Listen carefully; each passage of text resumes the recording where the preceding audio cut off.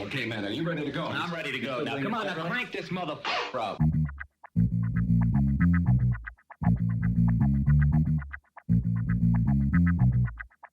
Break it down like this.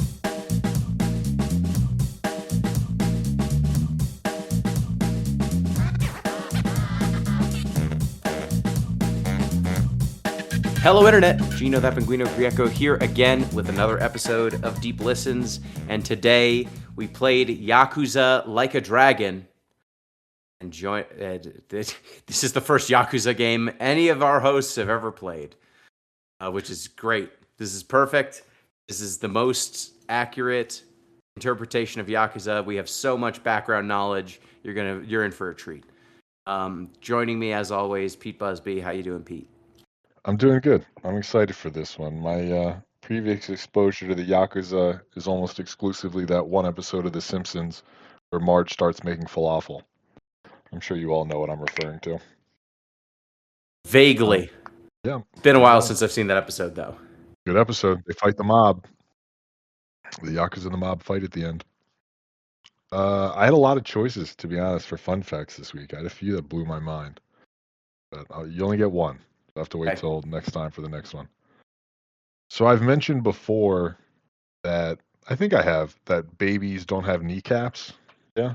Yep. So still fucked up. Yeah, it's still weird. But it gets even weirder. So babies are usually born with 270 bones. Mm-hmm. You know anything about adults? That'll sound like a lot. Yeah. Because eventually those bones fuse and get down to, and this is the sentence that blew my mind. Get down to the adult number of bones. And adults have between 206 and 213 bones. Yeah. And then that posed an immediate question to me. Why is there a range? Why could one person have 7 more bones than another person? How? Why? Yeah, I'm going to tell you. I didn't stop there. I continued my research. I was just I'm just setting you up. Yeah. There's a couple reasons actually. One is you could have another bone in your foot. You could have fewer bones in your spine. Like you just don't have all your spine bones. And certain people also have an extra set of ribs. What? Yeah. And you'd think that extra set of ribs would be at the bottom. You'd be wrong. It's at the top. Huh. I had those removed so I could, well, we don't have to talk about why I did that. That was a good one. That other voice you heard is M. Palladino. How you doing, M? Hello, I'm doing well. Don't think too hard about what I just said. You had to be in the 90s to know what I'm referencing there. I'm doing okay as long as I don't think about the fantasy critic league that is up in flames for me. We'll talk about that when we get to the Discord report. Yeah. But hey, what about your book and all those things? What about that stuff?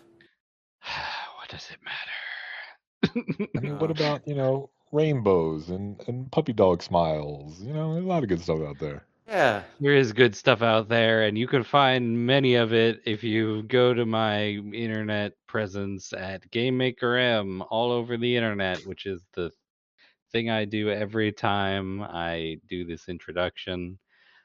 You can find the games that I make on itch.io at GameMaker M.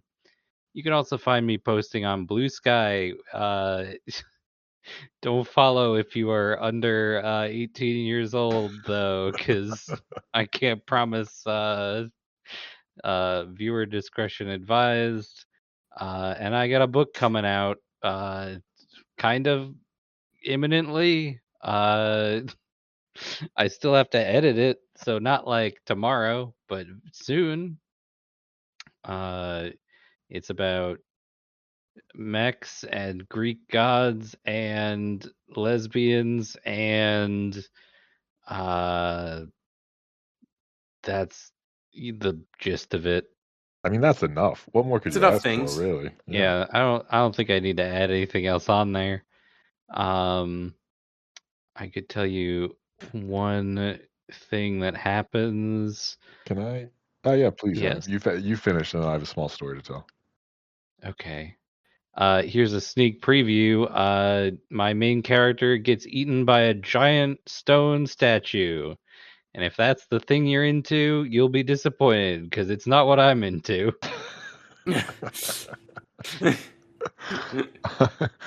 I was talking to a friend of mine. This was a few months ago when what was that hockey show? Heated Rivalry. Heated Yes. rivalry. When Heated Rivalry was sort of like at the height of its powers, and she was Mhm. telling me about how she reads a lot of homoerotic romance, like Mm-hmm. two dudes. Mhm. And I was like, that's interesting. you do. That like that's sort of like grown as a phenomenon. I feel like during my lifetime, and then I sort of just like speculated out loud. I was like, well, I wonder why women are so into romance involving two men. And she like paused for a second. She goes, "Are you stupid? Like legitimately stupid?" She's like, "Men are obsessed with lesbians." I was like, "Oh yeah, Hmm. I forgot about that. That's a good point. That's a good point." Hmm. Now that you mention it. Did you answer? You're right. I am a moron. I'm so sorry. Yeah. I was like, "You're absolutely correct. I am an idiot." Oh, man. Well, before we turn our attention to Yakuza Like a Dragon, our normal set of plugs, you can support the show. Oh, well, first off, you can get in touch with the show. Deep Listens Podcast at gmail.com.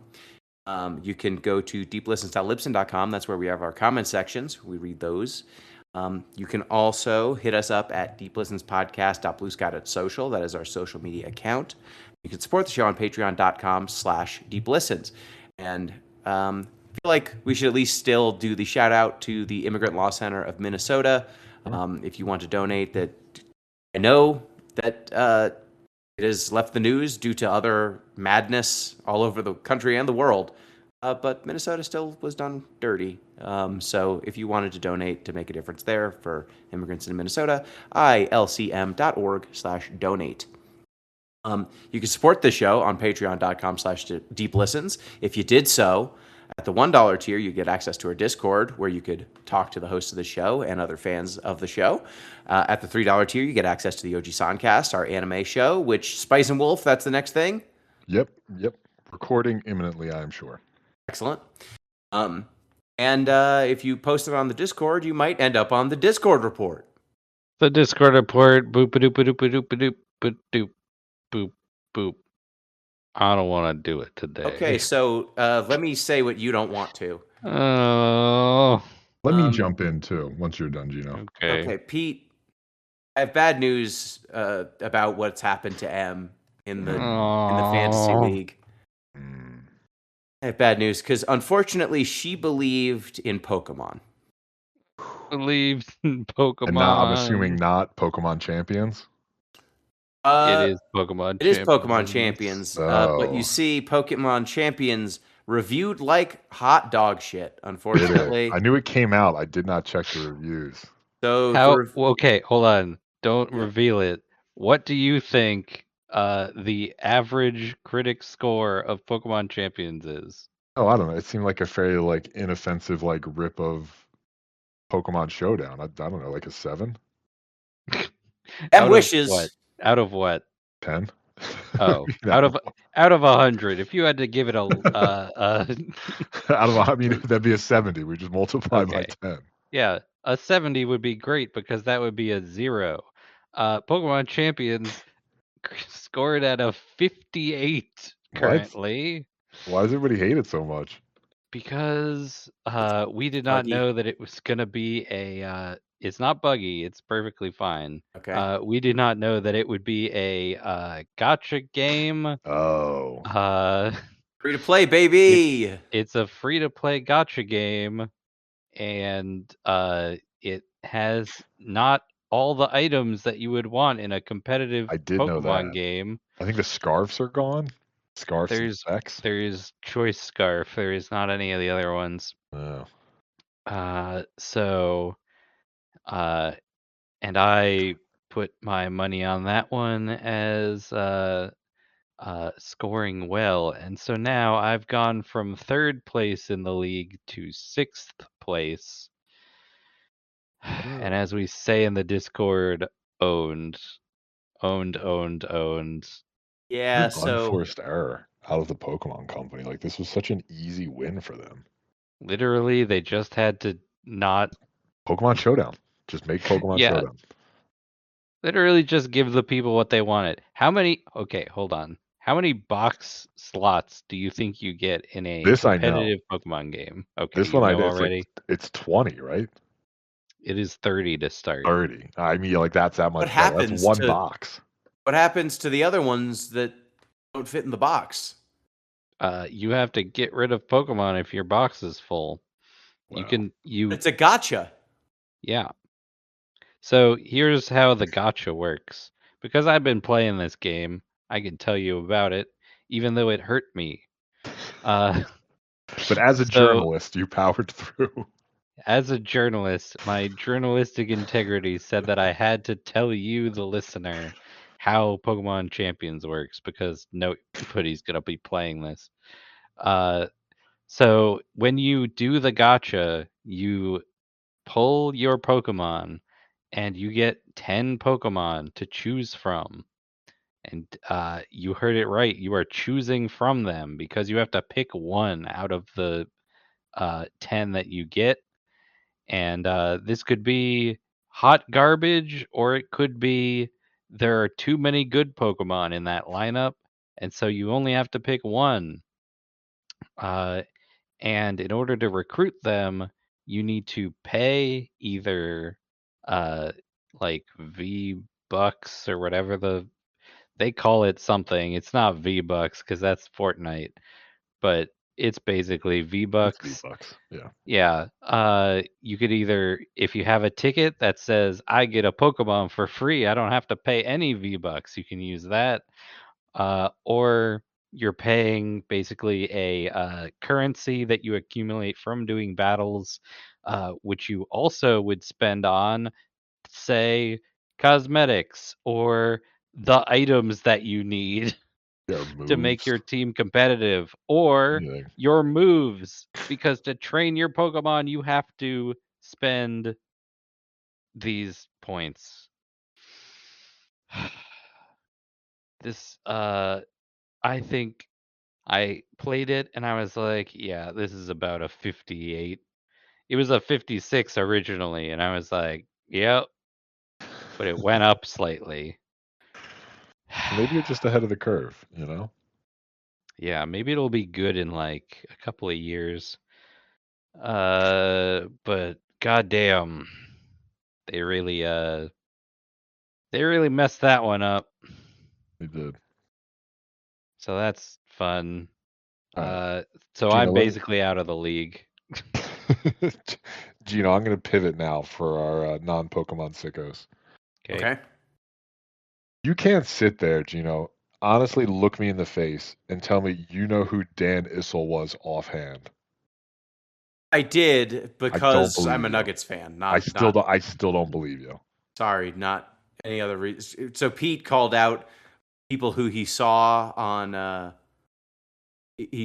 like on high on the NBA scorers, like all-time scorer list, and that he did not believe should be there, and he called out Dan Issel. I was like, "Oh, Nuggets legend Dan Issel." And Pete just does not believe that I would know that I don't. person exists. I also, to stake out my own position, I think DeMar DeRozan is more fraudulent than Russ and Melo. I don't Yeah, know who any I of think these so. people are. I mean, DeMar just like has scored 20 points a game for a very long time. That's like that's 30 the years. thing. Crazy. He's done it for a lot of years, and he doesn't get hurt. And he, unlike other players who are of his caliber, who usually like join forces with another, like they dial themselves back to take a good role on a winning team. He has just kept the number one role on awful teams his entire career after Toronto, like just putting up empty points. Yeah, that's definitely that's why he's compiling so many points. I think that's pretty much it for the Discord. more or less. There's probably more stuff on there, but we took up too much time already. It's a Yeah, big Discord. We can't That's- we can't be on top of all of it. that's true. You should join it, and you tell us what's on the Discord. Yeah. You decide. So Yakuza Like a Dragon. Em, why don't you tell us a little bit about it? So, Yakuza Like a Dragon is the 7th installation in the Yakuza series. I'm going to pronounce it wrong every time I say it. But I know it's pronounced Yakuza. This is a franchise which started in the year 2005. They have many games, such as Like a Dragon. That's about all I know about the Yakuza series. Good start. Good start. It is following the character Kiryu in the main series, but this isn't the main series because this is the weird.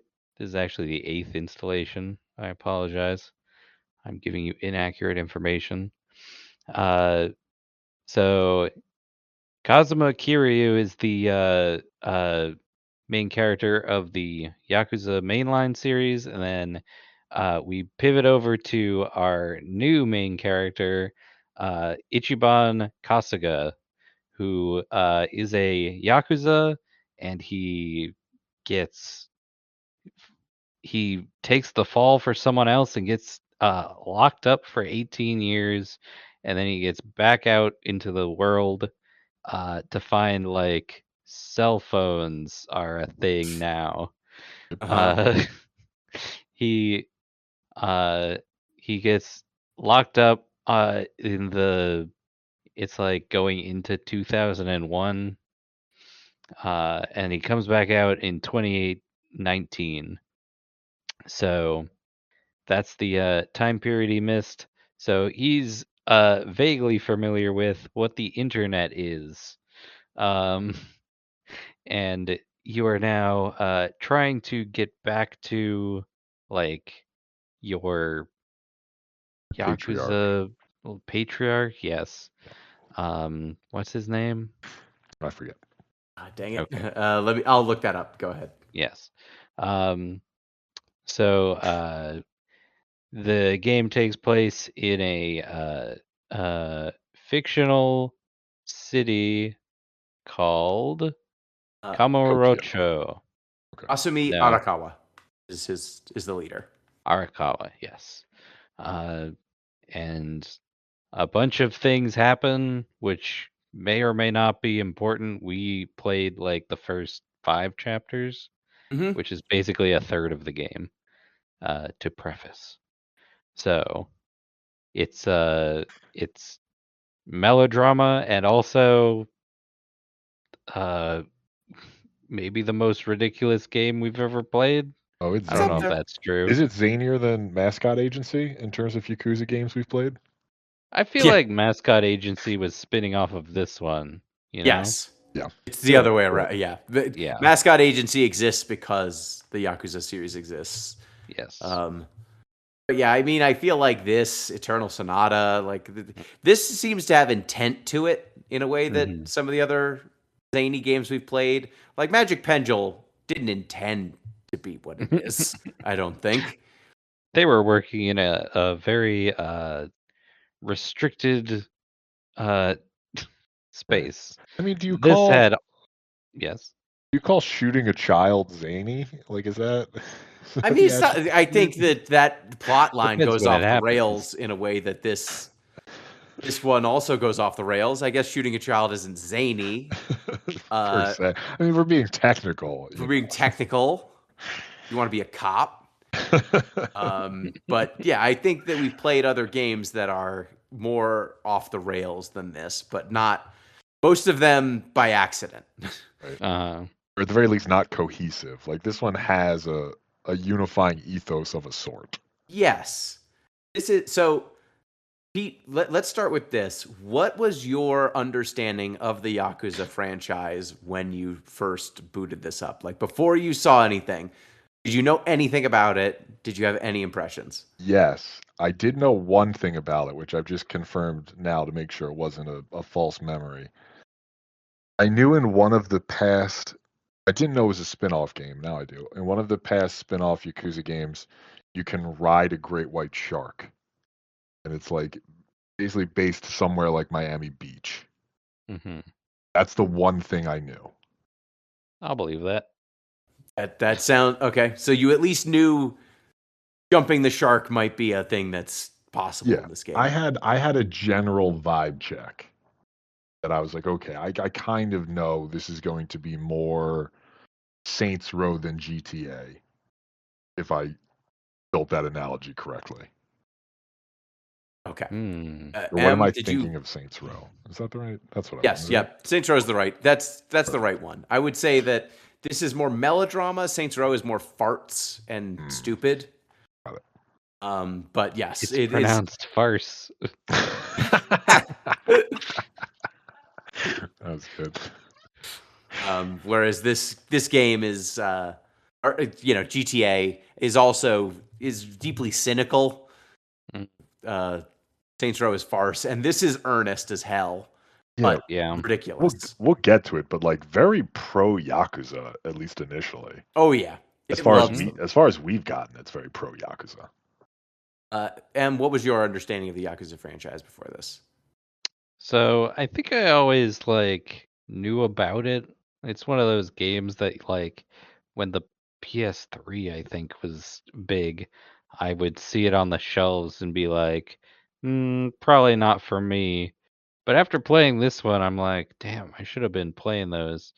Because this is there are some things that differentiate this one from other ones.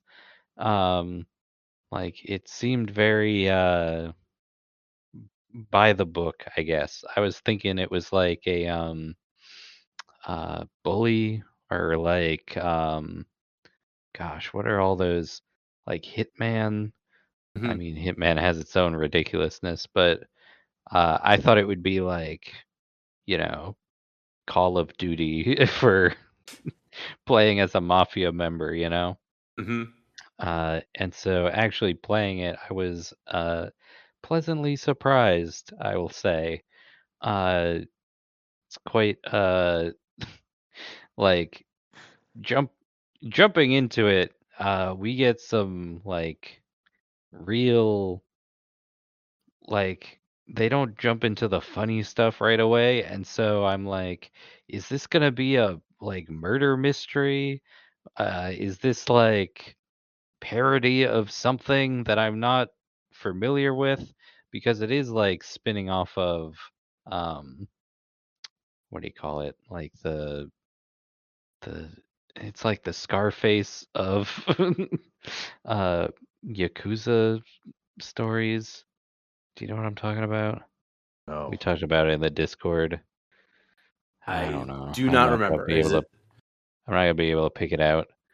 But it's playing it very straight, I'll say. Yeah, Uh, for the but first 2 hours, yeah. Yep. yeah. Um, and so it feels very grounded, and then all of a sudden you're doing JRPG stuff, and I'm like, this is this is a strange concoction they've created, but I'm willing to see where they're going. Yeah, it's I only knew of Yakuza from tangentially seeing a video here or there and knowing that it seemed to be madness over the top in all directions. It's over the top with its earnestness, it's over the top with its ridiculousness, it's turned up to 11, and that I wanted to see this one because those other games in this franchise play like an open world kind of crime game, but in Japan, so not really so much guns. It's got some ridiculous wrestling moves and stuff going on with the combat, but it's largely an open world crime game with a lot of side Uh, quests and missions and stuff. Yeah. I This have one more frame of reference before we Mhm. get off. Sure. Are you Go for have it. you wrapped? Okay. My other frame of reference was I knew about like two of the characters because one of the people that I follow on social media is very into making these rough and tumble Yakuza men kiss. So that's my main frame of reference. I was like, this is the one where the guy with the eye patch kisses the large hairy man. I'm familiar. Okay. Yeah, so this is also the one where the combat is turn based. That's the other thing you Yep. might know it from. Yeah. This game, the premise is that there is the main character, Ichiban, is a huge fan of Dragon Quest. And so, because of his mentality, he views combat as turn based combat. So he always allows the enemies to get blows in. He waits for his turn, and then he does his move. And one of his like friends from the beginning of the game is like, "Hey, Ichiban, I noticed that you always let other guys get hits in when you really don't need to. Like, you're stronger than those people. What's up with that?" It's like, "Oh, I guess I do that, huh?" Yeah, I guess I just think of it like, Dragon Quest, my favorite video game. So the combat in this game, like overworld action in this game is normal. It's like Yakuza. You're running around a city. There's a bunch of mini games you can play. If you get one thing that I found kind of interesting is if you get hit by a car, you lose 100 health. So there are some like leftovers from a more open worldy sort of game. But when you run into an enemy, they have line of sight, and then they will run up on you, and then it cuts to JRPG combat. You and your party members each get turns. You've got MP, which I forget what, or is it SP skill points? Skill. I was even gonna say action points. It's something like that. But basically, it's MP, so you can do spells. You have stats like it's a JRPG, magic, health. There's elemental weaknesses and resistances and stat debuffs that you can afflict on people. You'd think that everyone's weak to fire, but not true. Some humans are not weak to fire, apparently. Yeah, some are also not weak to stabbings. That was also like stab was one of the resistances you could have. Yeah. And there's some people who are really weak to being bashed over the head with a baseball bat. But all of your characters have their own special moves. Magic in this game is incredible because they don't really get completely into the farce of magic. Like, it's not like you're shooting fireballs or anything. And what's the first spell in this game? So you get your second character. I don't remember his name. Nanba. He's an unhoused former nurse. Yes. And his magic, he is your caster. You can tell because he has a quote unquote staff. Actually, it's an umbrella when you start. His first magic is he takes out a bunch of like rice and he throws it at you, and then pigeons start poking at you. He also has a fireball attack, which he takes a big breath of like whiskey or something and then breathes it out, and it does fire damage for like a bunch of ticks. Ooh. A bonus fun fact about whiskey. It's either in America or Japan, one or the other, they spell it with the E, and in another, they spell it without the E. But I forget which is which. Huh. That is a fun fact. What's the first healing spell in this game, Pete? Oh god, I don't even remember. I was so dialed into the pigeon spell. I don't even remember what the first healing spell. First healing spell is take a nap. He just lays on his Namba just lays on his side, takes a nap, and heals. I do remember the Pokemon Center is basically just a a tiny drink cooler that's Yep. free that you can crack open. Yeah, tiny drink cooler. Like your first moves as Ichiban are like headbutting people, or hitting them with a bat. All of the moves are either wrestling inspired or really practical kind of attacks, which is funny. Which means that other elements that you expect in a JRPG are also kind of ridiculous. There's a summon system in this game. How does the summoning work, Pete? You call. I feel like I'm going to get the name wrong, unfortunately, but you put in a call from your cell phone to Pound Town, if I Pound have that right. mates. Pound mates. Pound mates. Thank you. I knew it was pound something. You call pound mates, and they will send somebody out to do some pounding for you. It's basically you're calling Fiverr or whatever.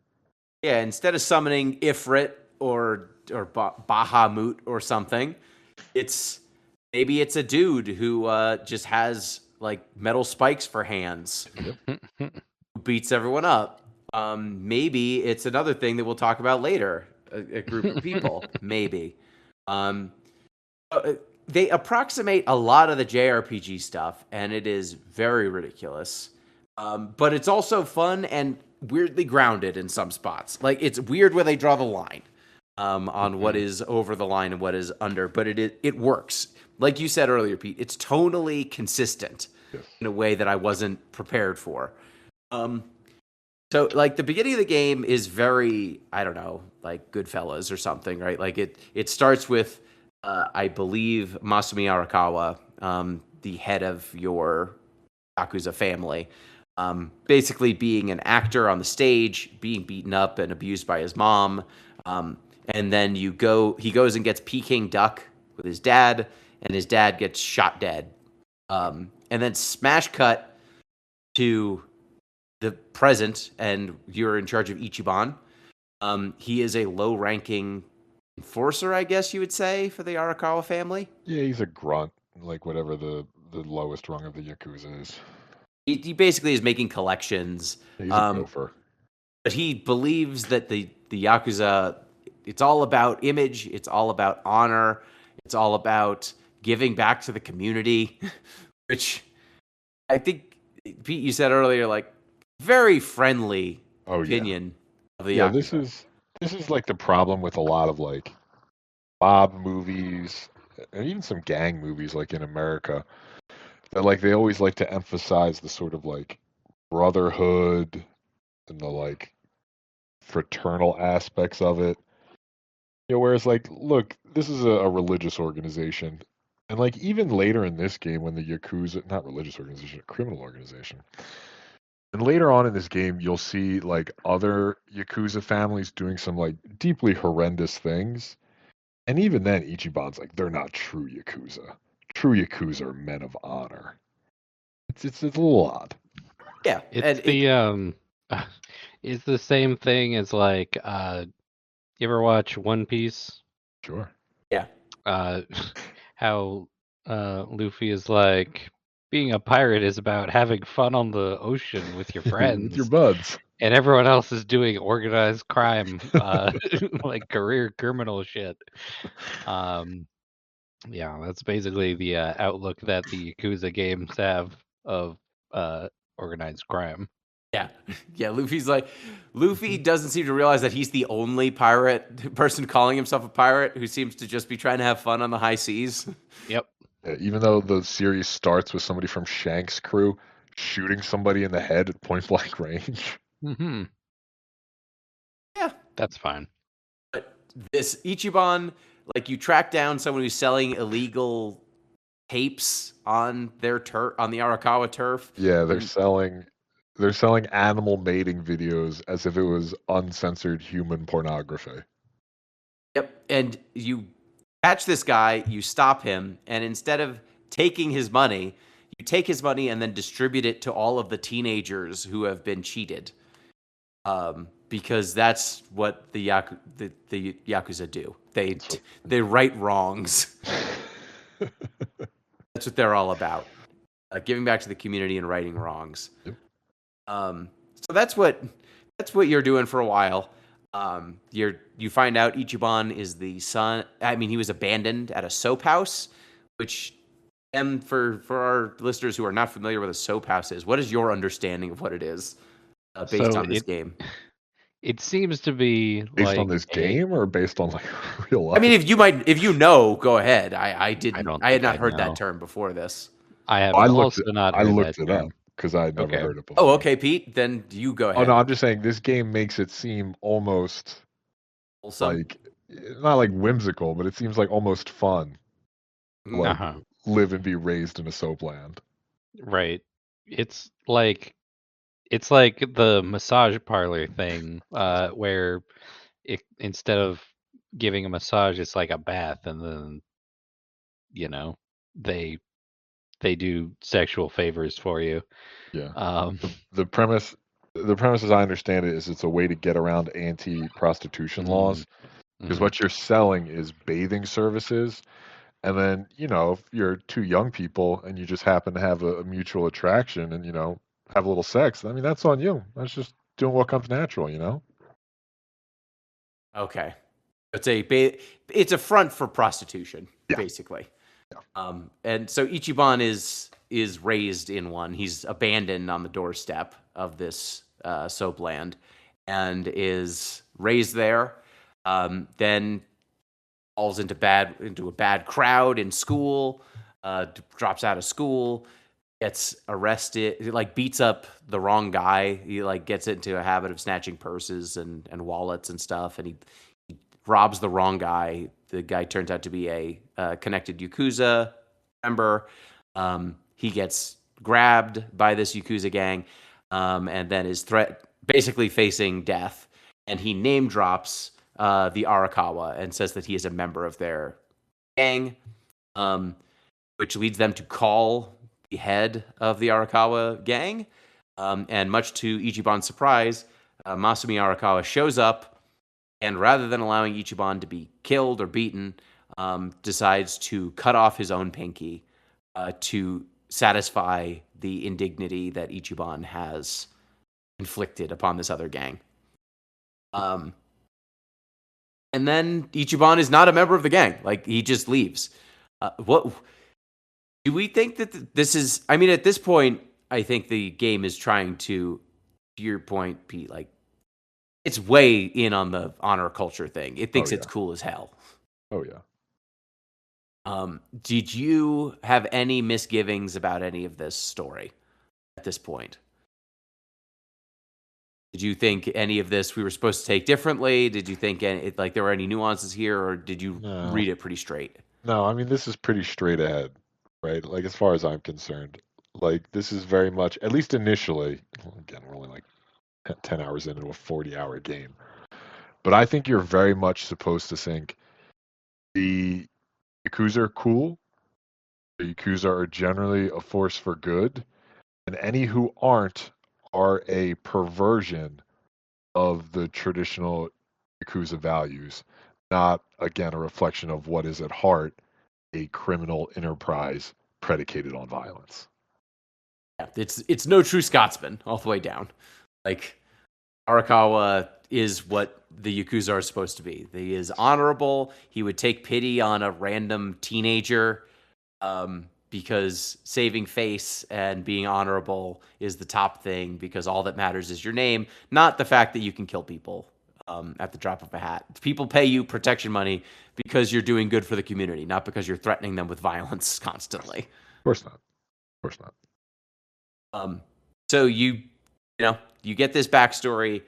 Ichiban is doing collection. He tries to collect money from a guy who has no money, who's basically broke, and he steals the guy's wallet, but not any of the money in the wallet.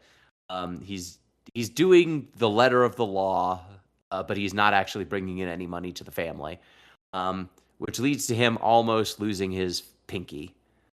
Basically, or worse, the second in command of the Arakawa does not like Ichiban because he doesn't do anything useful for them.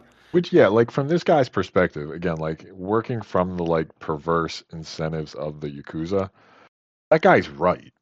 Yes. Ichiban is not doing his job. Yeah, he's running around playing hero, and seems to think that that's what the Yakuza are. Which they are not. They are not. Which they are not. But Arakawa, he takes Ichiban out, and that you do a mission together for a little bit, or you're like running around together for a little bit. You find out that Arakawa, his son is in poor health, and that happened because his son, after he was born, Arakawa basically was in love with a regular girl, but he was promised to the daughter of another family, another Yakuza family, and he decided to try to get out of this engagement, which leads to that Don, that Yakuza head, trying to kill him, trying to kill his girlfriend, and trying to kill his baby. So his son ends up basically in a locker for his own safety. They put him in a locker at a train station, and he suffers hypothermia, kind of, or low body temperature, and it causes lifelong injuries, basically. And this is very much like the whole game. Really, is very much a story of fathers and sons. Mm-hmm. Like there's, remind me of the head's name again. Arakawa. Arakawa, yes. There's Arakawa's relationship with his own father and his own son, like his actual sons, and then his very much surrogate father-son relationship with Ichiban, who has no biological father, and he's sort of standing in. And then Ichiban, when Arakawa, there we go, shuns him later on, he finds a new surrogate father in the seemingly disgraced, ex-cop Adachi. Yeah, and he definitely there's a lot of men in this game. This is a very male world, very masculine world. You don't get a female party member until 10 hours in or so. There aren't very many women in the game up until that point. There's a few women you interrogate or talk to for missions and stuff, but not much beyond that. You do have I guess a brief moment where you're at a hostess bar with Arakawa's son, and he's throwing money around, and you're kind of his wingman. That's a sad scene. Yeah, and it is. He's dumping money on a hostess, thinking that they're boyfriend, girlfriend, and she's tolerating him just to take his money. And he buys a fancy watch for her, right? Price of a condo. Price of a condo, and she's also a real tool about it, but whatever. He is, and look, he's not the most sympathetic, but he does you do see this exploitation going on, and I guess you're supposed to feel for the son when really he's put her in an incredibly dangerous position, also, right? He's by thinking he's dating this girl who's a hostess at a hostess bar, who's paid to make everyone feel like they're dating her. She's now in this really precarious position if she ever goes against what he wants. Yeah. Let me ask too. I mean, going off the One Piece metaphor that M's established, like I said, we're not that far into the game. Do you think Ichiban will get a love interest? Or do you think he's so earnest that he's like Luffy, sort of asexual? Too pure for this world. Exactly, yeah. And what do you think? I mean, it's hard to say because he is kind of the player stand-in, so he does have to have a certain amount of I don't know, you project onto him. Well, maybe it is in the in the style of wish fulfillment that they would be like, what he needs is a girlfriend. But also having, introducing a woman to a Yakuza game always seems like a recipe for disaster, given what I've heard of the rest of the series. The fans do not like when there are women in it. I can't imagine why. There's when you get later into the game too, there's like not a weird amount, but there's like a lot of jokes about the size of Nanba's dick coming from your fourth party member whose name I've forgotten. Sayako? Psycho. Exactly. Yeah, she mentions multiple times that she thinks Nanba's packing. Why? What prompted this? Well, like what prompted me to like point this out, or what prompted the game to do this? What prompted the game to do this? So there's a point Did it later come up on. in conversation? Yeah, there's like a really big guy that like he's like a bouncer or something, and you see him from like across the room. You're like, oh man, what's that big guy's problem? And Nanda's like, well, like I can tell just by looking at a man's back or like watching him move or whatever, the size of his Johnson. And then Nanda makes some like comment. He's like, wow, you can really tell that just from like looking at it. And then she goes, well, you've got nothing to worry about. Like that happens a couple of times. So Fascinating. there are romance options in this game. Okay. Mhm. I ran into one just by playing. When you Sure. get access to By accident, you just ran into to the crafting system. When you get into the crafting system, like the first time I talked to the person who Sumir, the person who can let you craft weapons, you've got two options. You can buy stuff from her or talk to her. And then when I started talking to her, it said, "Oh, I should come back with a gift next time." And I was like, "Oh, okay." Right. There's a romance system. Got it. Yeah. It does make sense for this kind of game, especially in this time period. For sure. So like there's 6 romance options totally. Okay. Total. Wow. But Are they all? I'm just tied. gonna. I'll throw out a question here. I think I know the answer to it already. Are they all hetero? Sure are. Mm-hmm. Sure are. And they also all are tied to your different personality traits that you need to build up. Is this game like Persona has different personality traits you need to build up for your character? Like Ichiban can get more passionate or charismatic or knowledgeable or kind. And depending on which traits you're building up, some of these will respond to different personality traits. Yeah, Ichiban can romance. Good to know.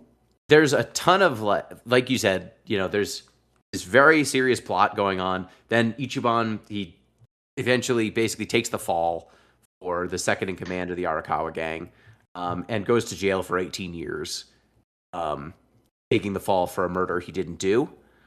And when he gets out, the world has changed. There are cell phones now. People are vaping, and he doesn't know what to do about it. It's true. Everyone he knew before he went to jail is either dead or moved on, for the most part. And it turns out the Arakawa have betrayed their previous, like, they fall under, I think it was like the Tojo clan they used to be under. Yeah. And now they are under the Omi Alliance. So they have betrayed their like lead gang. And have become a high-ranking gang in this new gang, which has replaced the old gang. I think too the inciting move for the shift was that Arakawa was snitching on other members of the gang or somehow acting as an informant. Do I have that right? Yeah. You basically betray the Tojo, they get taken out by the cops, and then the Omi move in. That is my understanding. Em, was that yours as well? Yes. This is explained like when you get out of prison, you see him at a graveyard. He is paying respects to someone who should be his enemy. And that's what happened. As far as we know, there could be some twists. Yeah, for sure. I expect there to be twists. Twists.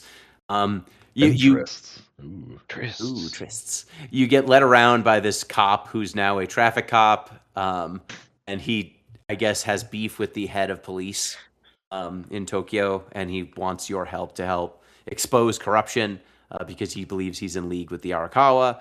But you don't trust that guy for a bit until you basically find out that you're not welcome in your former gang anymore. You are out of the Yakuza as far as all the other Yakuza are concerned. And then you try to confront your boss, and he shoots you, Mhm. but doesn't kill you somehow. He shoots you just right to not kill you, which I expect that will be a thing that it turns out was on purpose in the future somehow. Probably. Like That seems likely. that That's seems what I would likely. guess. I mean, you also wake up with a secret counterfeit bill in your pocket. Yeah, what's up with So, like, that? there's something going on here. None And of us know. you get dumped in one of the only towns that other Yakuza don't go to. You're like in a town that no people would go to finish you off, because there are three warring gangs: a Japanese gang, a Chinese gang, and a Korean gang, all Yes. fighting in this one town of Yokohama. It's very fistful of dollars build, Mm. or Yojimbo would be the Japanese corollary, I suppose. Yeah, or West Side Story. Oh. I suppose, sure. I mean, in the sense that like a stranger comes to town of warring factions and sort of upends the existing hierarchies. Maybe that happens in West Side Story. I've never seen it. I mean, it's mostly dancing and two gangs not getting along. It's The Romeo Sharks and the Juliet, Jets. but it's yeah. The Sharks and the Jets. Mhm. But yeah, like you show up in Yokohama, you meet a Namba who saves your life by stitching your wounds up, and then you work your way up here. Yeah. And this is, I think, where the games focus on, I guess, classes of people who often are forgotten. You know, kind of the downtrodden of society. It goes from kind of lionizing the Yakuza as a concept to centering unhoused people and prostitutes and service workers in a way that I don't usually see in AAA games. Yeah. And it does that to varying levels of success. But what did you think about that, Pete? So yeah, this is something I definitely noticed in the portion here with Nanba and the other unhoused men sort of living on the streets. I mean, they've created a community, a functional community, which is one thing that you don't see. It shows them as victims of crime as opposed to perpetrators of crime, which is much more accurate and again, very seldom seen. There's a moment where Ichiban basically gives like a pull yourself up by your bootstraps speech. Where he's like, you guys are just living off the dole, you're not trying. You could be so much more if you would just, buck up and get to work. And Nanba shuts that down right away. He's like, you think these people are here because they want to be here? Like, no, like basically society has failed these people and now they're trapped here. And I was like, that is a very nuanced and empathetic point for a game that previously was all about telling you how kick-ass the Yakuza are to make. I was very, very struck by that moment when Nambo was like, nah, Ichiban, shut the hell up. You don't know what you're talking about. Yeah, and I also was struck, like, they keep getting hit up for money by this low-level Chinese gangster, Mhm. and they are all paying their dues, basically, until Ichiban beats the guy up. And it leads to the other members of the encampment saying, like, look, man, the only reason we are allowed to survive in this encampment is because society has turned a blind eye to us. If the gang comes back, if the police come back, this is incredibly precarious, and you drawing any attention to us at all, it jeopardizes all of our safety. So knock that shit off. I don't care if we're getting extorted. Like, better extorted and allowed to exist than, thrown into the system in one way or another. I thought that was pretty nuanced. I also thought it was pretty nuanced that Ichiban was like, look, this guy's robbing the homeless.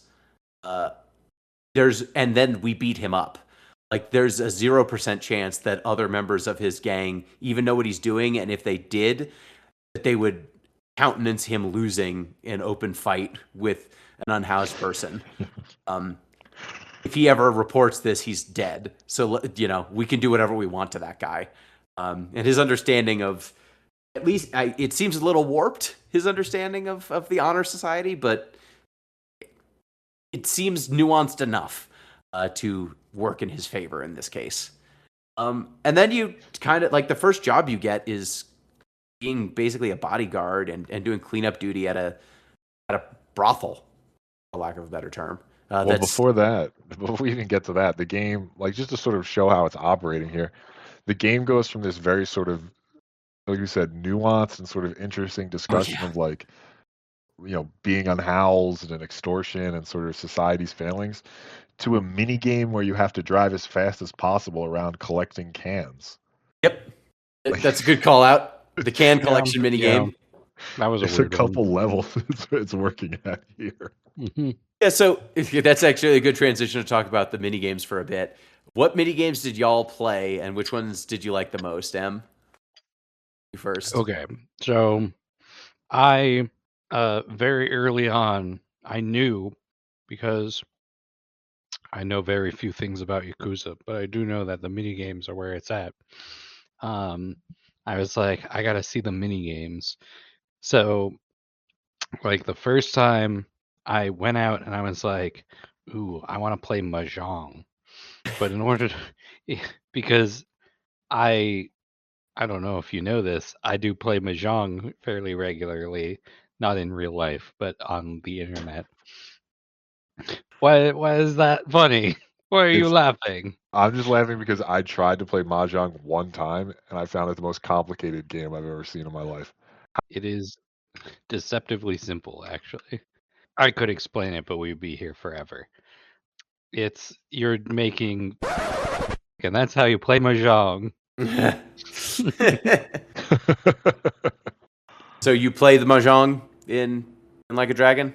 I do play the Mahjong in Like a Dragon. The problem is, in order to play the Mahjong, you need money. And it is very hard to make money in the first couple of chapters. Is it? Because you don't have a job. No. So I actually made a lot of money Yeah. How'd you by do accident, I guess. What? So Okay. if you go, you can fetch, like, look for items underneath vending machines and buy trash bins. And sometimes you'll get 1 yen, 10 yen, 500 yen. I found some gold plates, it? Ooh. Yeah. which were worth 100,000 yen. Damn, So is that what those work? Yeah. So I thought they would be like 10,000. I found some that were 10,000. That's, I think, the silver plates, and then some copper plates, which were 1,000.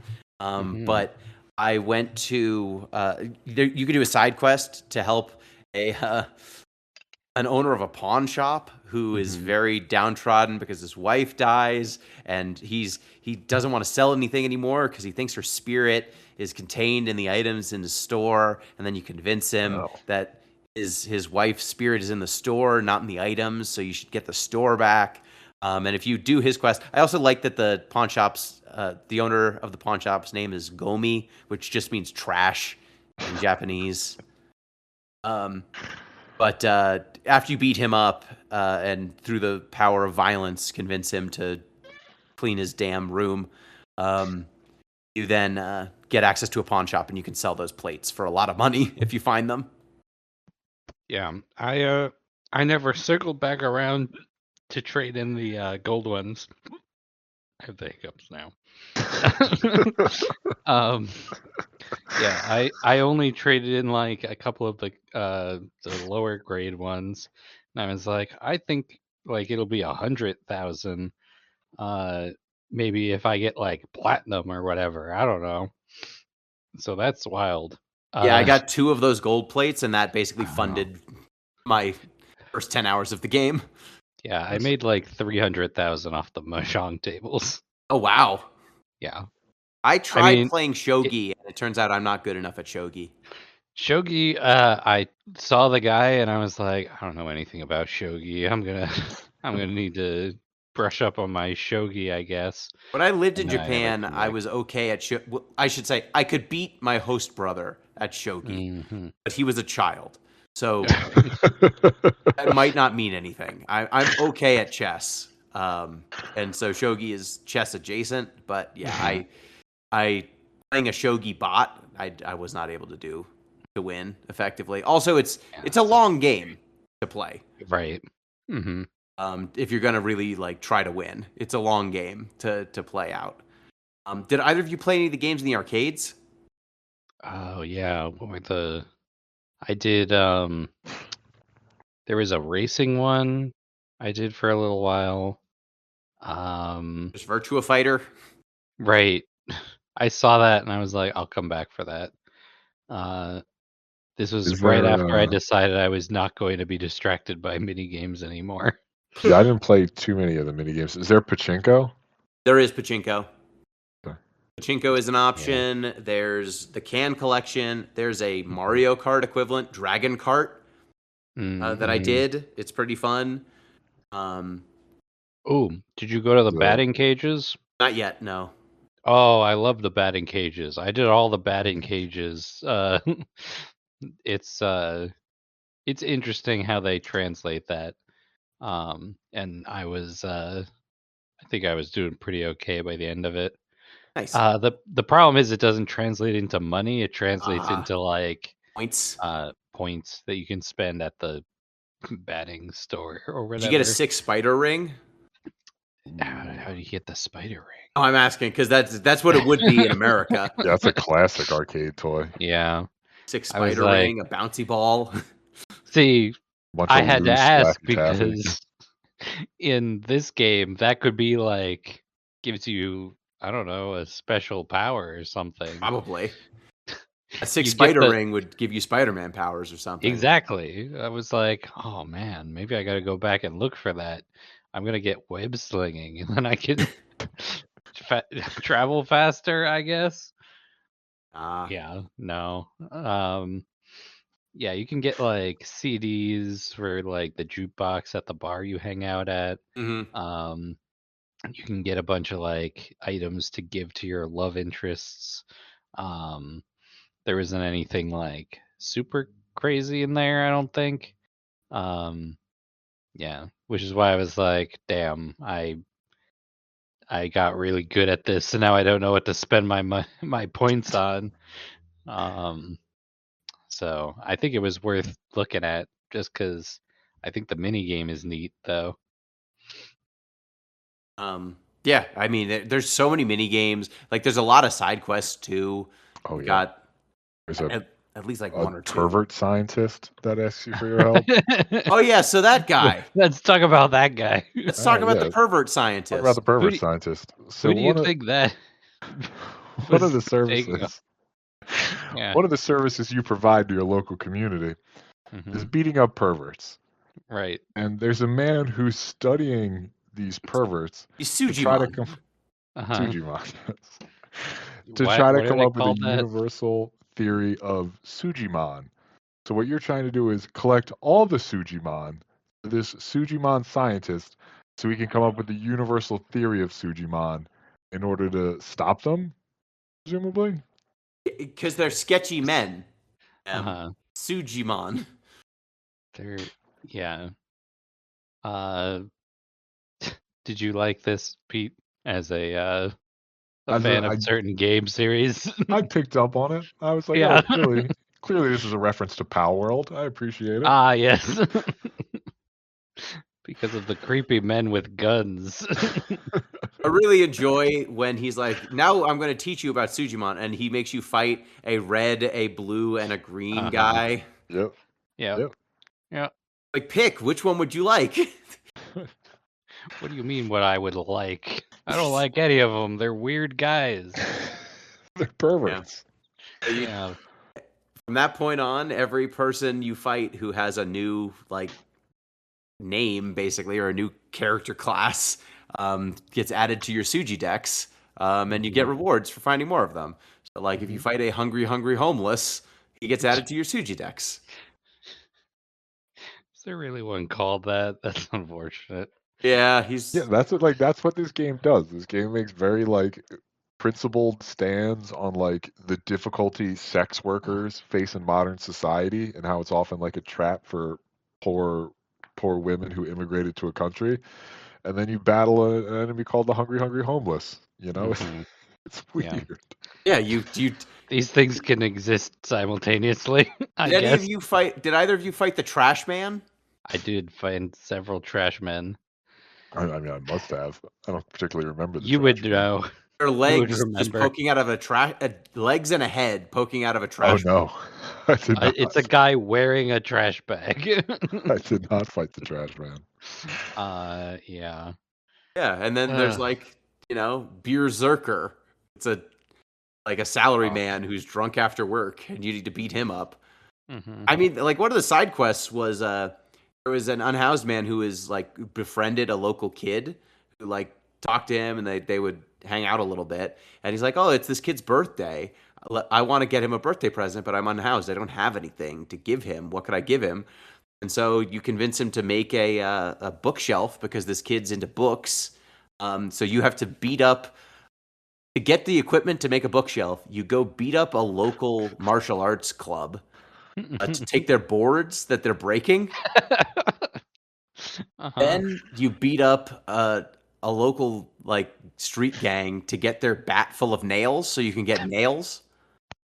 And then you assemble a bookshelf. You give this kid the bookshelf. He loves it. And then you find the bookshelf in the trash.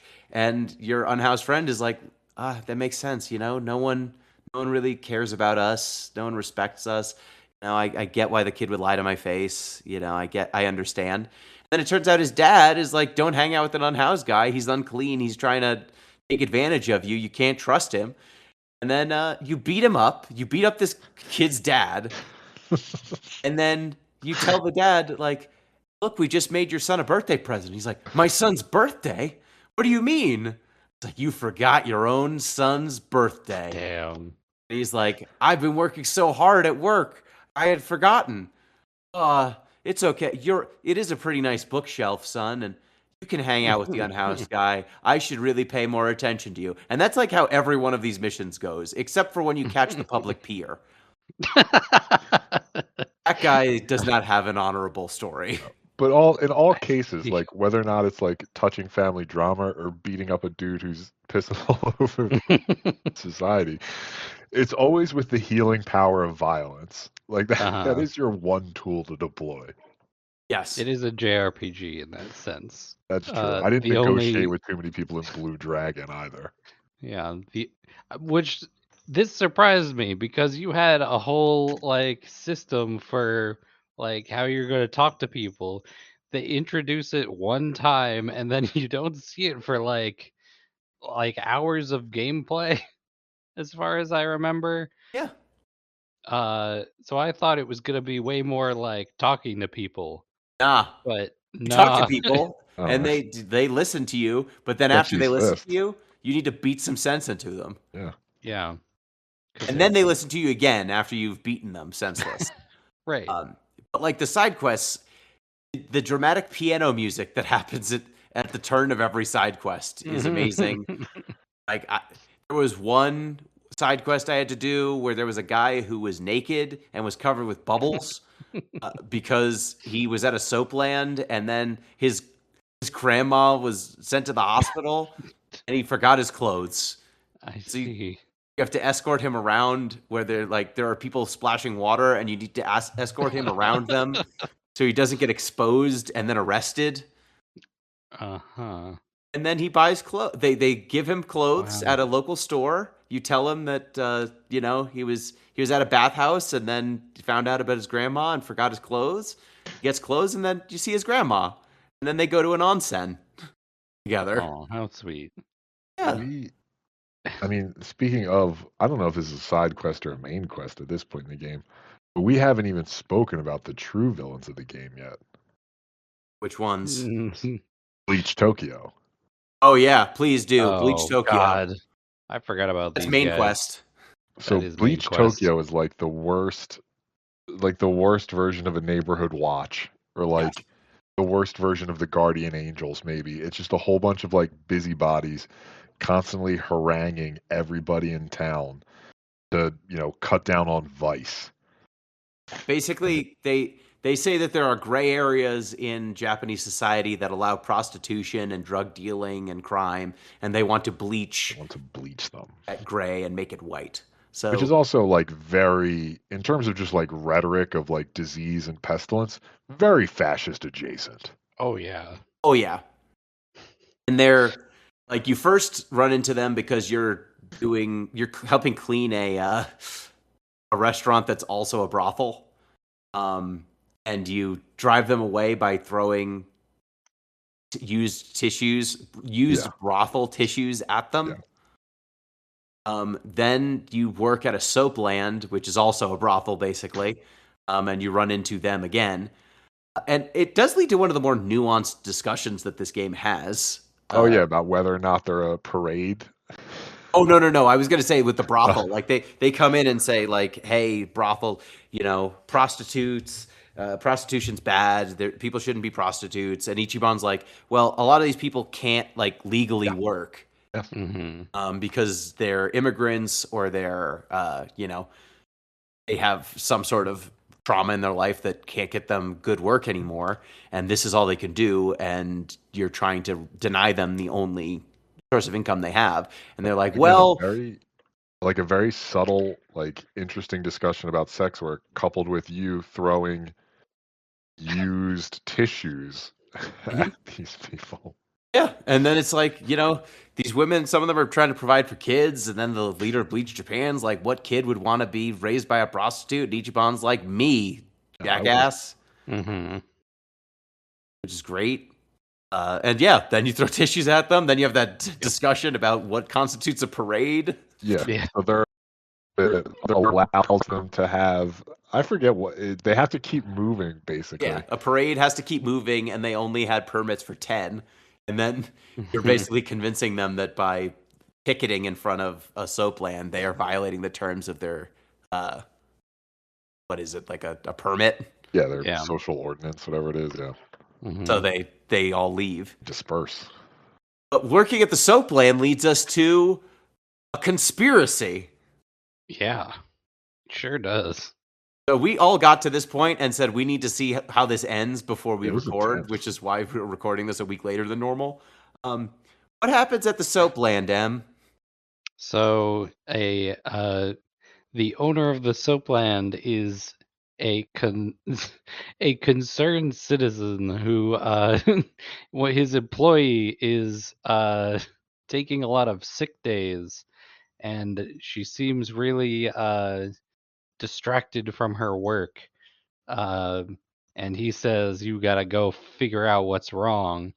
And so you track her down to a cafe where you see her having a meeting with a guy who you think might be her secret boyfriend, which would be bad because she works in a soapland, so she shouldn't have a boyfriend, I guess.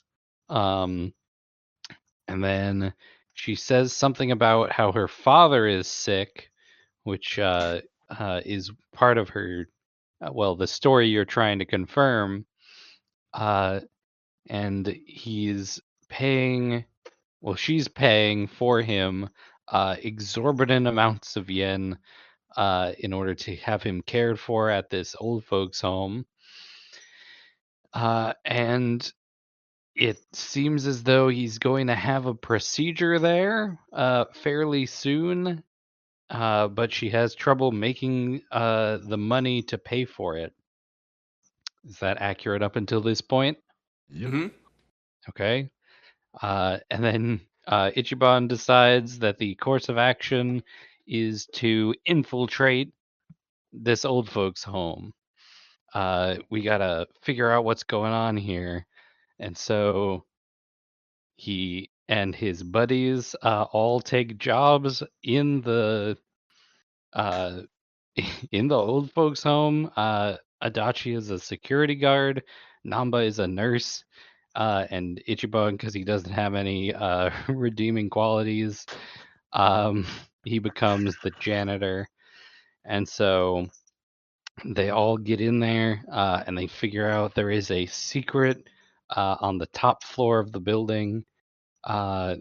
It's the excellent program or whatever. Excellent course. Yes. Doesn't sound sinister at all, by the way. Yeah, it sounds fine. It's fine. And what happens in there? At its heart, it's Medicare fraud, really. Yeah. I mean, what they're doing is they're murdering old people and then not saying anything. to continue collecting their benefits checks. And they are, on top of that, they are using this either as a for-profit euthanasia program. So some people are seemingly paying to have their undesirable old people euthanized. Some of them are being extorted to prevent them from being euthanized. And after they kill someone, they also keep pocketing the money. So this is a Yakuza front, it turns out. I looked into this as far as Wikipedia. I won't act like I did some extensive research. And actually, exploiting the elderly has become an increasingly common tactic that Yakuza use to make money. It's more on the level of like phone scams. You know, those happen in America all the time too. Not, euthanasia fronts.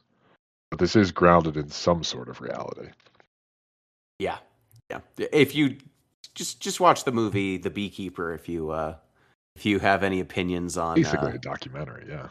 Yeah. If you have any opinions on phone scams and would like to see phone scammers get what they have coming, watch The Beekeeper. But yeah, like, so you infiltrate this, you stop this elderly man from being euthanized, and then you Ichiban's like, I'm going to report this to the head of the Yakuza because he's not going to like what you're doing here. Yeah. Your wildly successful business that you're running. Because these are men of won't honor like it. and principle. And it ends up working out, but really shouldn't, I feel like. No, of course not. And yeah, that's kind of where we left off. I think each got a little bit further than this, but not by much.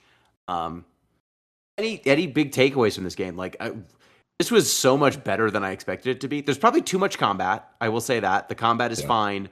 The auto battle only really like, it will use abilities, and that's kind of annoying because sometimes you don't need to spend MP, and so that can be an issue.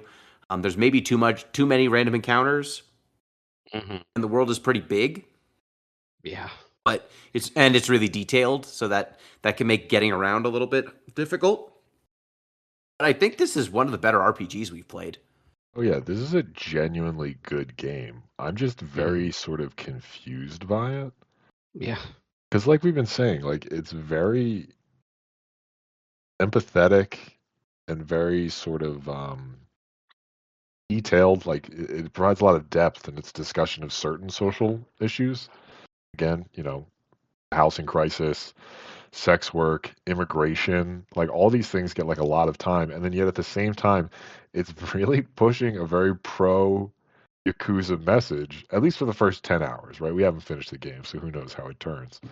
But it just seems, I don't know what it's trying to tell me about the world and the way it operates.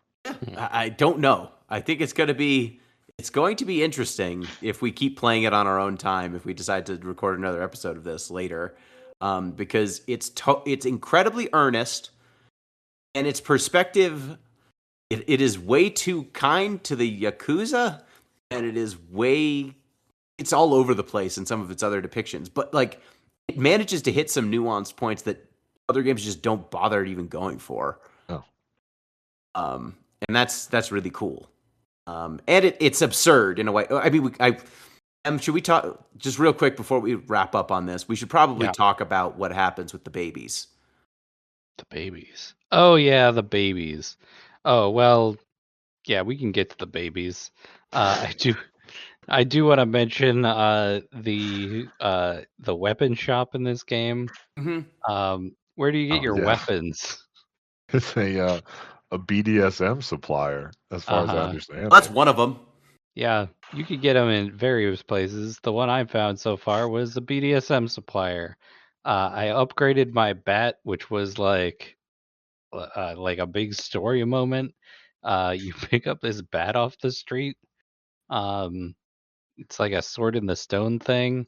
And it's like the weapon of the hero or whatever. It's a bat covered in barbed wire. Yeah. And then I was like, I need to upgrade it because it's not very good. And so I went to the sex shop and I got a gigantic Hitachi wand because that was the stat upgrade that was best. And it paralyzes your enemies. It's powerful, yeah. I think I would also be paralyzed if I got hit by that. Yeah, so this game has some it's got some stuff going on. Let's talk about the babies. While you're while you're wandering around, you might get like sucked into a side mission. Um, you do have to talk to the person, so I guess this is my own fault. Uh, so you meet a guy on the street who's like, I need this formula for my baby.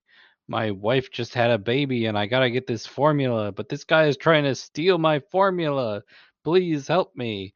And then you end up fighting this guy and he's like, I need this formula for the babies. And then there are babies screaming. And then Ichiban, being the person he is, it's like, we gotta help those babies, man. Uh, and so you rush in there. You're like, I got you formula, babies. Um, and it's a bunch of grown adult men in diapers. Of course it is. Yeah. Did you not find this one, Pete? I did after the pervert scientist. I was like, I'm just not talking to people anymore. I don't need to know what's going on in their lives. Yeah, so you get formula, and it turns out that they're adult men who enjoy being treated like babies, and they're also Yakuza members, and so you beat them up. The technical term is adult baby diaper lovers. Sure. So you beat them up, and then they realize, oh man, you thought we were real babies. You were trying to help actual babies. Go You're get such a extra nice formula.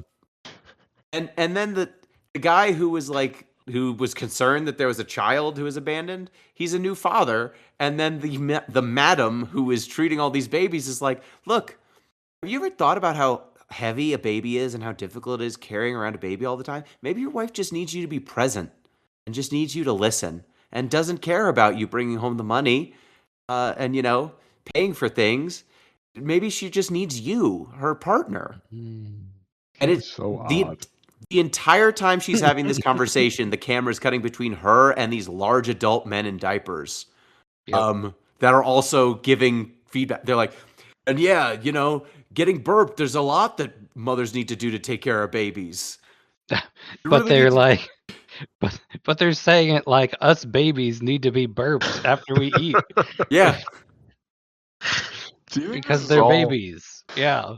Do you think this is all like a Trojan horse? For what?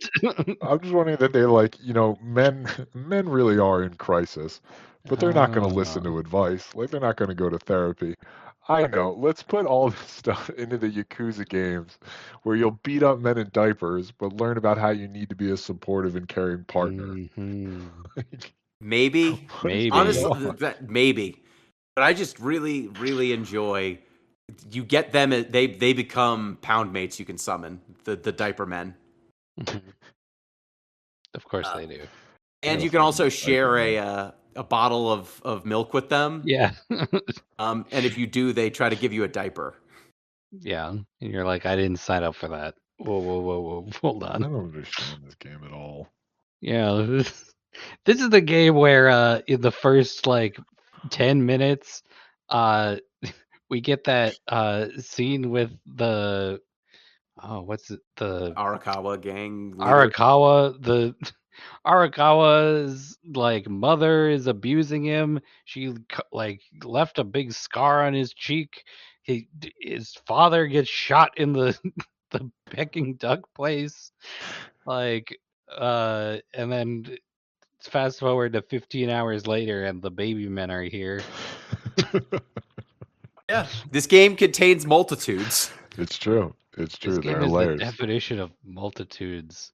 This game might be eligible for more categories than any game in history by the time we get to the trenches.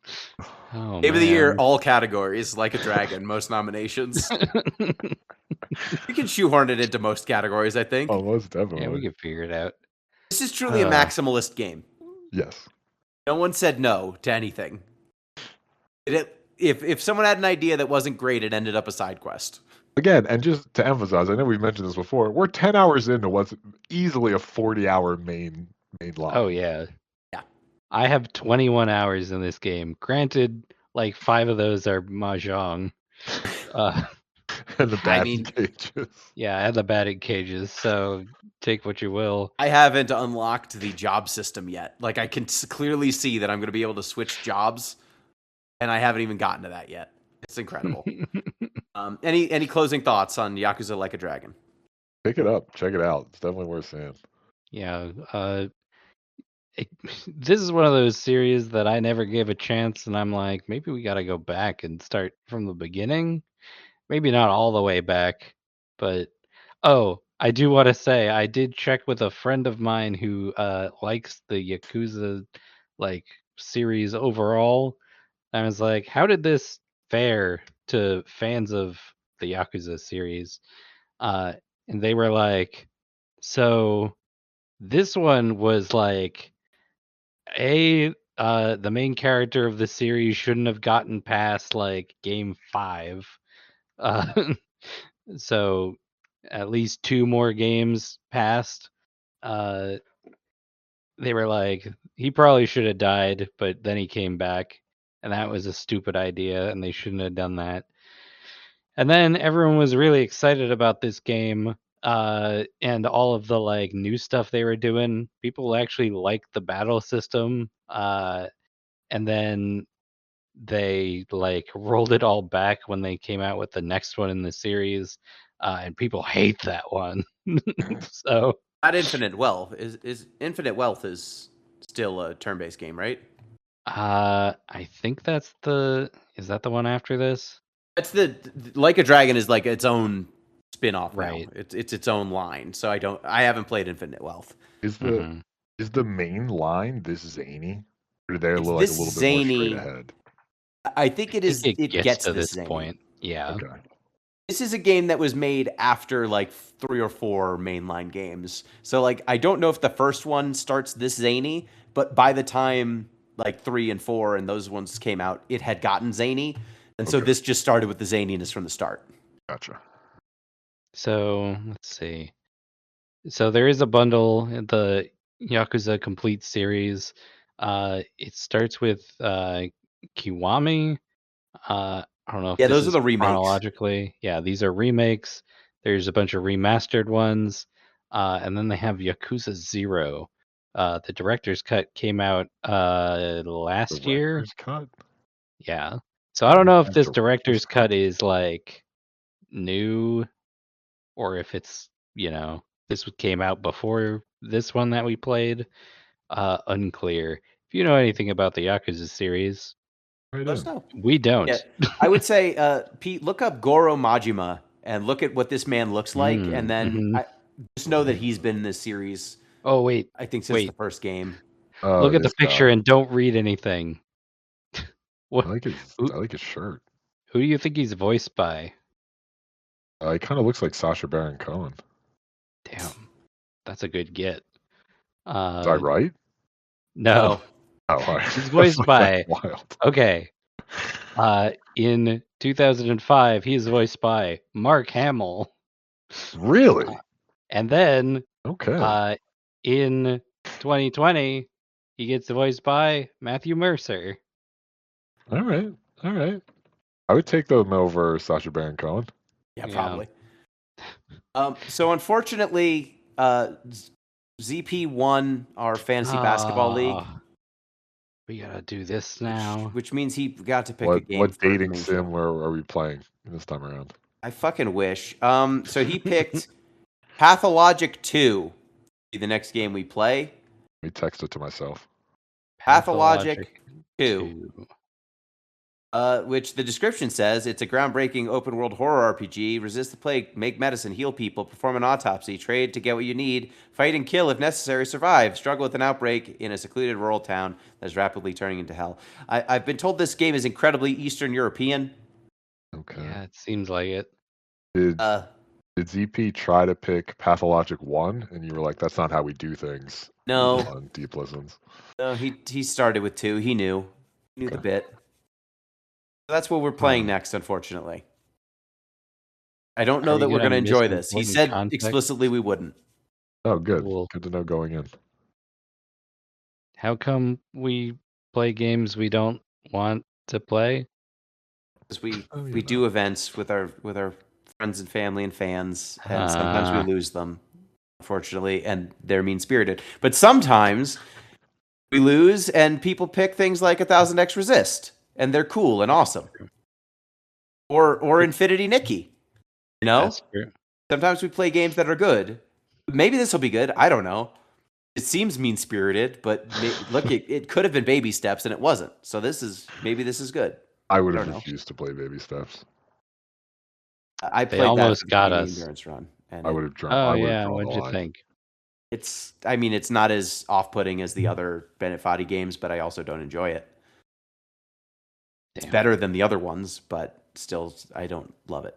I'm gonna try to get us in a flame more with Bennett Foddy if I can. Try to.